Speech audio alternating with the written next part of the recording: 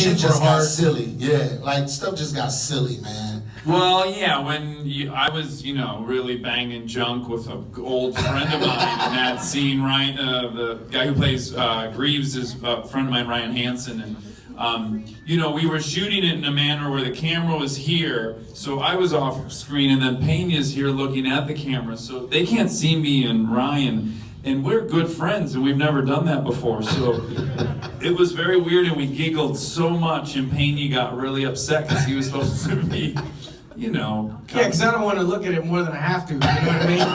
And these guys are like... And I'm like, dude, it's taking way too long, man. Yeah. Mike, when your face touched pubic hair, was that CGI or were you really in thespian mode? That was a straight up merkin. It was. So you don't know what a merkin is? It's a wig for your pubic hair, But it was worn right in the here. Old West by girls in brothels. And I employed one to give him at least a little barrier. And I was really insecure that everyone would think I had a humongous bush. I mean, it was pretty big. It was So, big. like, he was angled this way and you could still see it. Oh my God, man. So, came in and winged it. Yeah, well, I'm from a sister city of shitty weather, Detroit. So growing up in Detroit, 3-1-3, baby. turning it on, yeah, that's right. Turning it on for an hour and seeing California and palm trees and dudes on motorcycles, I was very into that aspect. I was only 5, so I wasn't really following the crime plot so much. But that would made an indelible mark on me. That Yeah, and me and my brother, who's right there, Joel Pena, everybody give it Where up is for he? Joel. I wanna Joel, see him. what's up? Yes! He's a copperoni. Yeah. He's a copperoni, that guy. We used to watch it. I've heard your voice out of Michael's mouth so many times. I'm excited to see how good the impersonation is. Yeah, he's like, Mike, you're really good at pretending, Mike. I'm the real deal, Mike. 'Cause he is, he's a real deal. We used to watch Chips, and I remember we used to look at all these girls, and we're like, man, they're so like exotic and stuff, man. They're so beautiful. My dad's like, which one? The one called Pam? Yeah, Pam is exotic. Back in the day. Mike, did you have any?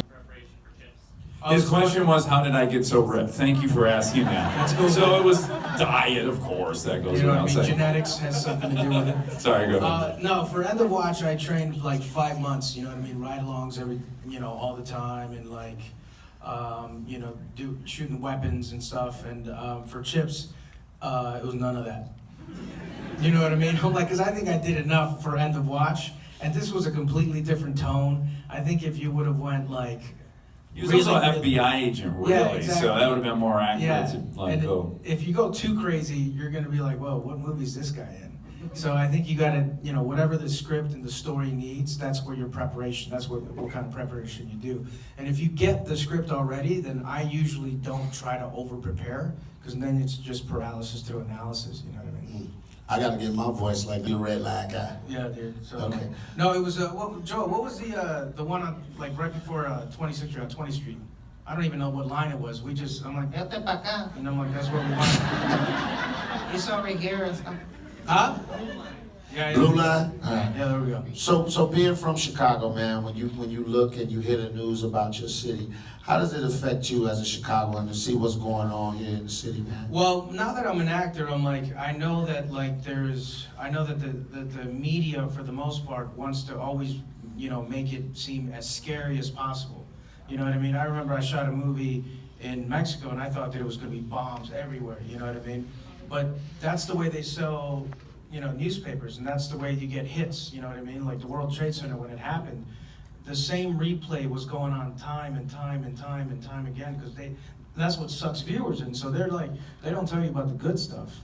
You know what I mean? And I love coming back, and I'm like, every time I come back, I got a Polish sausage, McDonald's pizza, a Totonicos, and then I scratch it all off.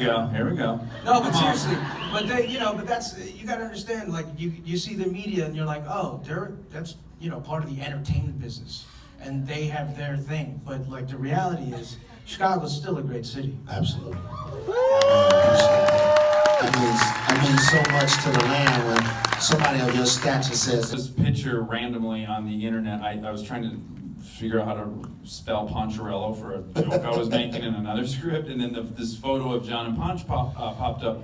but it was just them like shoulders up, helmets, and they were looking really badass, and they didn't always look badass.